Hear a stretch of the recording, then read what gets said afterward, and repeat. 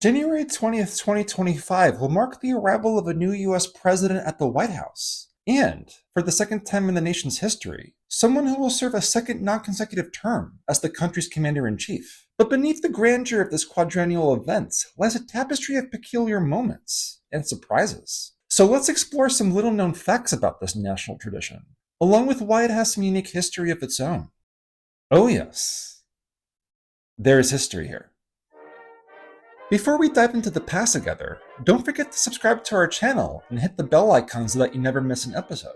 Both are free to do, and go a long way toward helping us continue exploring the little-known stories that shaped our world, including the ones behind an event that countless politicians dream of headlining one day. For this story, let's journey back several hundred years to the 18th century, to 1789 to be exact. It was on April 30th of that year, when after several delays in certifying the first electoral college votes for US presidents, the nation's chosen leader, George Washington, was sworn in as the first commander-in-chief. This first inauguration, however, differed in many ways from the ones we're accustomed to today. To start, it wasn't even held in Washington, D.C. It actually took place on a spring day in New York City, in what is now the Wall Street area. It was administered on the balcony of Federal Hall, which served as the seat of government for the first US Congress. And the incoming president being feted did not have the help of an inauguration committee to organize the event. In fact, he needed to take out a loan in order to attend. That's because despite having more than 60,000 acres of land and 300 slaves, he did not have nearly as much in liquid assets. Under the nation's newly enacted constitution, there was, and still is, no mandate for an incoming president to make a speech, only that they take an oath of office, one that in this case was not administered by a Supreme Court justice, but instead by then New York Chancellor and Declaration of Independence drafter, Robert Livingston. But after he was sworn in, Washington delivered a 1,419-word speech to the Senate chamber.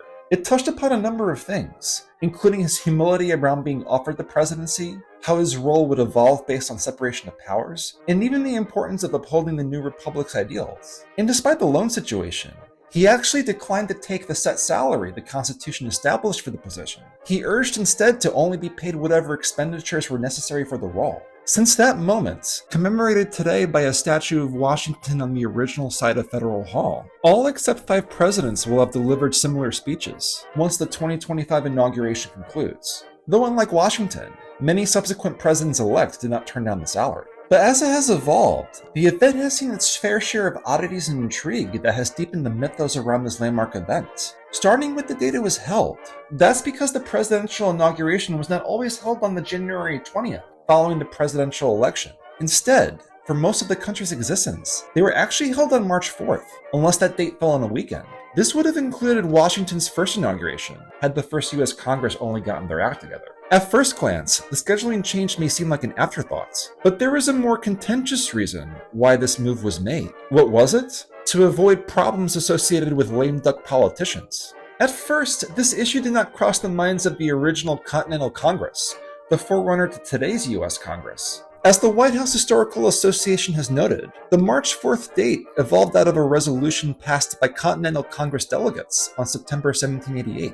Its purpose? To establish the first date the newly created bicameral Congress would operate under the US Constitution, recognizing the need to give the governments of the former 13 British colonies time to review and ratify the new Constitution. The Continental Congress agreed to have the first Wednesday in March 1789 be the date the new federal government would begin its operations. And it just so happened that this particular Wednesday fell on March 4th.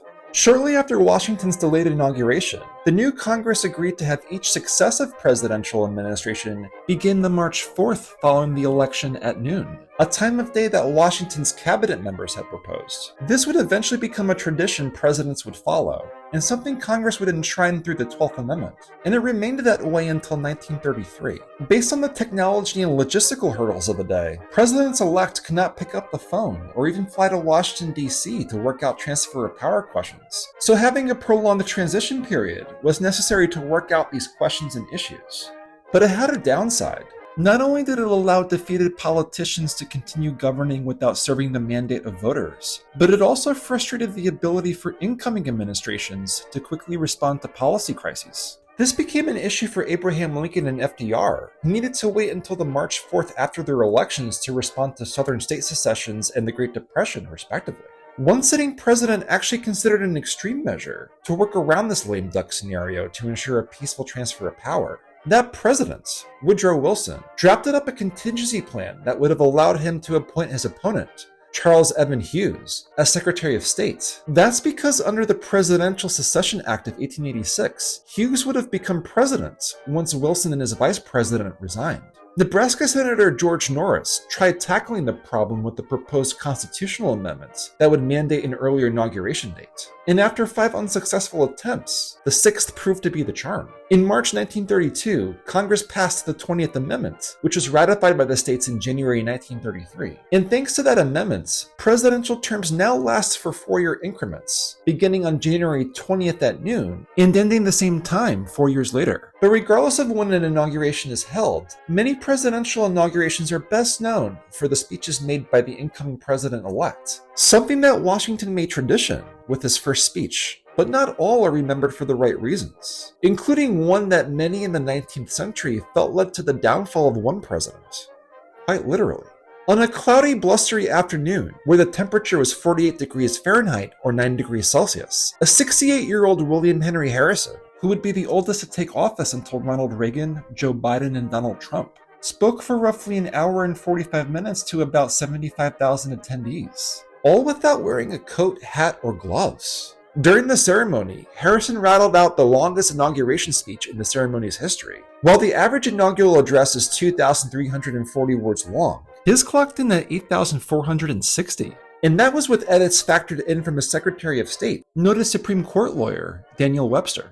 Webster remarked that even with the edits he was able to secure from Harrison, he felt he had killed 17 Roman proconsuls in the process. But while Harrison's inauguration speech may have been the longest, his presidential term ended up being the shortest. That's because he developed a cold 22 days after his inauguration that eventually evolved into a fatal case of pneumonia. He would pass away 31 days into his term and be replaced by his vice president, John Tyler. At the time, many medical professionals thought Harrison's death arose from his choice not to lair himself properly on the day of his inauguration. However, that misconception has since been debunked, given that the cold had developed several weeks after the event. As for the shortest speech, that title belongs to America's first president, but it wasn't the speech he gave at his first inauguration. During his second inauguration, George Washington gave a 4-sentence speech of just 135 words, focused primarily on the president's oath of office and the responsibilities the oath imposes. However, neither tried what the 14th president, Franklin Pierce, did at his inauguration ceremony. He recited his entire inauguration speech from memory, and he gave far more than 4 sentences. His speech was one of the longer ones on record, at a little over 3,300 words. And that was after he became the first and only president to affirm the office of the presidency instead of swear. His vice president, William R. King, was not present to see all of this happen. Why? Because he was recovering from tuberculosis in Cuba. He would end up taking his oath as vice president on Cuban soil, becoming the first and only member of a presidential ticket to do so in another country. And Harrison's blustery day did not compare to the hottest and coldest inaugurations on record, which were 55 degrees and 7 degrees Fahrenheit respectively. Who spoke on those days? Ronald Reagan. And Ronald Reagan. In fact, the wind chill factor associated with the second inauguration in 1985 made it feel as if conditions were below zero, forcing the swearing-in ceremony indoors into the Capitol Rotunda. It's something the winner of the 2024 presidential election, Donald Trump, will do for his second inauguration. Of course, these are not the only secrets surrounding Inauguration Day. Our next video will visit several others related to other parts of the ceremony, from the oath to the after-party. These will include the backstory of one of the rowdiest inauguration balls on record, as well as why the event hasn't been too kind on birds. While inaugurations today look a lot different than they did during the days of Washington, they have come a long way, and the day and its ceremonies have continued to serve as an interesting snapshot into the ever-evolving states of the United States, as well as the personalities of the political personas Americans elected to serve them. It just goes to show how even the nation's oldest traditions can continue to be their most eye-opening.